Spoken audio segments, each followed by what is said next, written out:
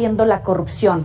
Si depende de un gobierno o en realidad es una enfermedad que le pega a todos los gobiernos, PRI, PAN, PRD, Morena, Movimiento Ciudadano, si hay una enfermedad de la burocracia, del sobrecosto, de estos movimientos irregulares o corrupción. Para eso vamos a platicar con María Marván Laborde, exconsejera presidenta del IFE, investigadora del Instituto de Investigaciones Jurídicas de la UNAM, y Álvaro Ramírez, especialista en opinión pública y análisis político. Gracias a ambos por estar con nosotros. María Marván, un gusto saludarla. ¿Qué opina?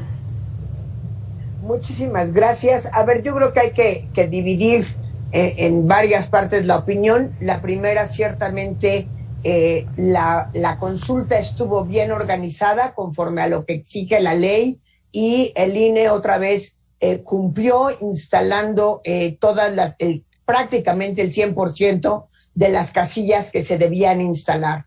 No se instalaron más por razones presupuestarias. La propia Secretaría de Hacienda no quiso aprobar un presupuesto extra para la consulta, entonces hubo que hacer lo que se podía con lo que se tenía. Yo considero que el consejero Lorenzo Córdoba tiene razón. La pregunta no decía que se iba a juzgar expresidentes. Morena jugó con eso porque era la pregunta que quería López Obrador, que la Suprema Corte de Justicia de la Nación la cambió por ese galimatías que no se entendía absolutamente nada, en donde no hay un mandato claro de qué es lo que va a suceder. Tan no está claro que el propio presidente de la Corte tuvo que aclarar que se trataba de crear comisiones de la verdad. Por lo que hace al tuit que nos enseñaron en este momento, yo creo que se los podría haber ahorrado el expresidente Fox. No había ninguna necesidad de poner eso, porque entonces lo que parece es que se está burlando de que no lo van a poder juzgar cuando pudiera haber habido razones. La realidad, que yo lo he dicho y sostenido desde el principio, si existen delitos de los expresidentes que además no han prescrito, se deben de perseguir sin necesidad de consulta popular. La consulta popular fue un pretexto de López Obrador para cualquier otra cosa, pero no era necesaria. Si hay constancia o certeza de que existe un delito, se puede perseguir, ya que los expresidentes no tienen fuero, nunca han tenido fuero. El fuero protege al cargo, no a la persona. Así que el día que dejaron el poder, perdieron el fuero y no hay un solo impedimento jurídico para perseguirles. Álvaro Ramírez. Hola, Yoeli. Pues bien, el tema está sobre la mesa, sigue vivo. Evidentemente al presidente no le gustó para nada los resultados, pero también es un mal mensaje que el presidente no haya votado en una consulta que él mismo llevaba años queriendo organizar, y que al llegar a la presidencia sea parte de su agenda legislativa, y no haya ejercido su derecho, y que la propia legislación no contempla las casillas especiales para ciudadanos en tránsito, ¿no? Eso es por un lado. Y por el otro, este tema de estar golpeteando tan fuertemente al INE, creo que también es como analizando esa parte de la que ha venido construyendo Morena, su legitimidad, golpeando las instituciones precisamente, podría empezar a hacer el escenario para que en el 2024, llevas 3-4 años golpeando la credibilidad del INE. Entonces, para 2024 podremos ver quizá una credibilidad para los morenistas, debilitada, aunque para el resto de la población no.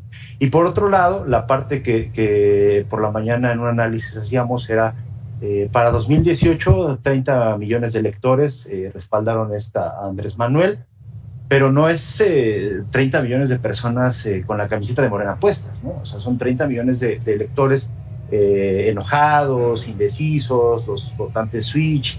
O sea, tenemos una configuración de diferentes electores que te dan esos 30 millones, pero que para 2021, apenas hace 2 meses, podemos ver esa franca disminución, Y ahora vemos a una convocatoria que pareciera que el único interesado pues era Morena, ¿no? Porque nunca vimos a miembros del PT, a miembros del Verde, ahora sí que de la coalición, haciendo esta promoción de la consulta, y que como en el póker, desafortunadamente el presidente Andrés Manuel le enseñó sus cartas y estamos viendo unas cartas pues un tanto bajas, ¿no? Porque con esa, por eso puedo decir que está enojado, porque precisamente para la consulta de revocación de mandato del año 2022, pues imagínense que Morena logre conseguir estos mismos números, 3, 4 millones más ahora sí lo que le va a invertir la oposición, quizá pueda llegar a ser vinculante, pero va a haber un fuerte tufo de decir, bueno, si estamos a favor o no de la revocación del mandato,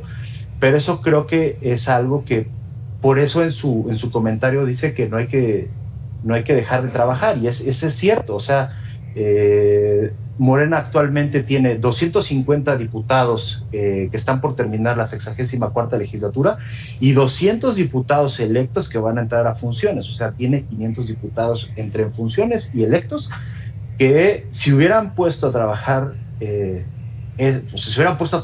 como diputados, por así decirlo, pues quizá hubiera sido otro el resultado, pero vemos que desafortunadamente para Morena, que el partido está desarticulado y que cada quien está jalando agua para su molino, y que si hubiera una dirección férrea en el partido, pues quizá el resultado hubiera sido, o la participación hubiera sido un tanto mayor. El sí era lo seguro, pero la participación creo que fue lo que dejó un mal sabor de boca para el presidente.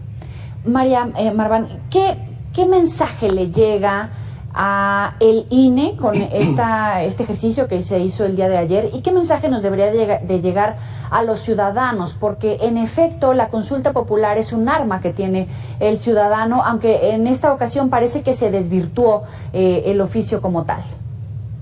A ver, la consulta nació viciada de origen por la pregunta que mandó el presidente, que la Suprema Corte de Justicia de la Nación no se atrevió a decir que era inconstitucional porque violaba el principio de presunción de inocencia, y que reformuló en una cosa absolutamente ininteligible. Tan es complicada de entender que ni siquiera queda claro quién tiene el mandato de hacer qué. Normalmente las comisiones de la verdad surgen, por así decirlo, en el poder legislativo. En una investigación, una carpeta de investigación debería de surgir en la Fiscalía General de la República. Entonces, de ahí empiezan los problemas. El INE, yo creo que, lo digo con toda honestidad, no solo por haber estado allí, el INE logró hacer la consulta, la organizó, y si en algún momento salió a aclarar que la pregunta no tenía que ver con los expresidentes, es porque la pregunta no tiene que ver con los expresidentes, aunque en el corazón morenista sí dijera eso. Creo que es muy desafortunado que nuestro primer ejercicio de democracia participativa con carácter constitucional y legal haya sido saboteado por el partido Morena de la manera en la que fue. Creo que es muy lamentable el golpeteo del presidente al INE. Es un pretexto más. Desde el 2006 no ha hecho más que golpear la credibilidad del IFE y del INE, pero creo que el INE entrega buenas cuentas. Lo digo con el corazón en la mano. El INE hizo lo que tenía que hacer. Si no se instalaron casillas para los posibles votantes en tránsito, las famosas casillas especiales, es porque la ley de consulta popular no es la ley general de procedimientos electorales la que rige a las consultas populares, no lo permite. Y sí resulta, por lo menos de llamar la atención, que el presidente, que fue el que empezó todo esto y el gran interesado en esta consulta popular, de adrede haya armado una gira para no votar. Yo creo que ya sabían cuál iba a ser el resultado y se quiso empezar a distanciar para que el fracaso fuera de Morena y no de él. Que el fracaso fuera de Morena. El sí a la pregunta es el que ganó, pero una participación de 7% incluso resulta sorpresivamente a la baja, María. A ver, evidentemente quienes iban a ir iban a votar por el sí, entonces claro, esa parte no es sorpresiva. La verdad, a mí no me resulta tan sorpresivo que haya sido tan a la baja. Desde el momento en que se movió la fecha del día de la elección constitucional a una fecha aparte, yo no he visto muchas encuestas, no sé si se han hecho, de cuánta gente sabía que había una consulta. Ahora, de la gente que sabía que había una consulta, ¿quién entendió la pregunta? Yo, si hubiesen hecho ayer, me imagino que nadie las pagó, encuestas a boca de urna y le hubieran preguntado a la gente por qué votó, estoy segura que habríamos tenido muy diferentes resultados. ¿Por qué? Porque la pregunta era sumamente confusa. ¿A qué grado sería confusa que la propia revista The Economist de Gran Bretaña la calificó de cantinflesca? Vaya, vergüenza mayor no hemos pasado. Claro. Álvaro, también viene a colación el discurso que daba hoy en la mañana, hablaba de esta consulta de la revocación de mandato, aseguraba que iba a haber mucho mayor participación el año entrante cuando se haga esta consulta popular, que iba a promover que las consultas se hicieran a la par de las elecciones intermedias. Los ejercicios que vienen de participación democrática contarán con mayor participación. La ciudadanía, en realidad, podemos quedarnos con esta lección ya aprendida para ejercicios futuros? Fíjate, Yueli, que eso es también parte del análisis, porque en esta ocasión no estábamos eligiendo a una persona, no estábamos hablando del marketing político que se le invierte precisamente en las campañas políticas para diputado, para senador, gobernador, presidente, ¿no? En esta ocasión sí era un hecho meramente de elección ciudadana. Entonces, sí, creo que lo importante o lo que habría que analizar es precisamente esa parte de que los ciudadanos tenemos que comenzar a aprender que ahora tenemos este nuevo mecanismo, pero que hay que aprender a usarlo. Y que nosotros tenemos que aprender a desvirtuarlo o a descontextualizarlo de los intereses de un partido o del otro. Pero lo que sí, por eso te comentaba hace rato, Yueli, y a lo público, que para 2022, sí vamos a ver otra vez la intervención por parte de Morena, precisamente a favor del discurso, ¿no? Vamos a continuar con la Cuarta Transformación, vamos a terminar estos 2 años que nos quedan, vamos a ver al PT seguramente montado, al Verde, que hasta ahorita son aliados, pero no sabemos para 2022 cómo vayan a seguir, y vamos a ver a la oposición precisamente frotándose las manos, porque evidentemente, pues a él, a más que nadie, es al quien le conviene que en la consulta de revocación de mandato, pues no solo hay una mayor participación, sino que la respuesta sea, ¿estás de acuerdo con que Andrés Manuel continúe? No.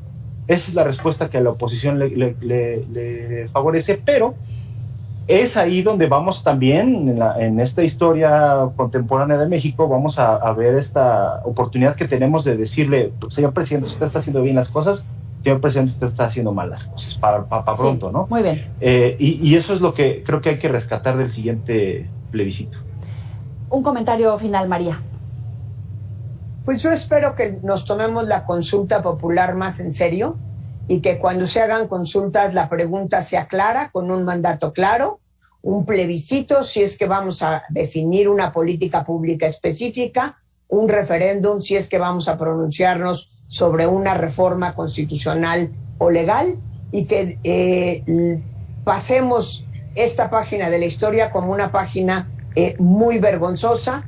Veremos qué pasa con la revocación de mandato. A mí no me gusta la figura de revocación de mandato. Creo que las presidencias, los sistemas presidenciales por sí mismos tienen periodos definidos. Si ganara el no queremos que siga López Obrador, va a haber una mayor crisis política que solución a lo que se necesita, y me parece que tanto Bolivia como Venezuela se han apalancado en esas figuras para establecer dictaduras. Es María Marván, Álvaro Ramírez, gracias a ambos por estar con el auditorio de Mega Noticias. Muy buena tarde. Muy buenas tardes. Hasta luego.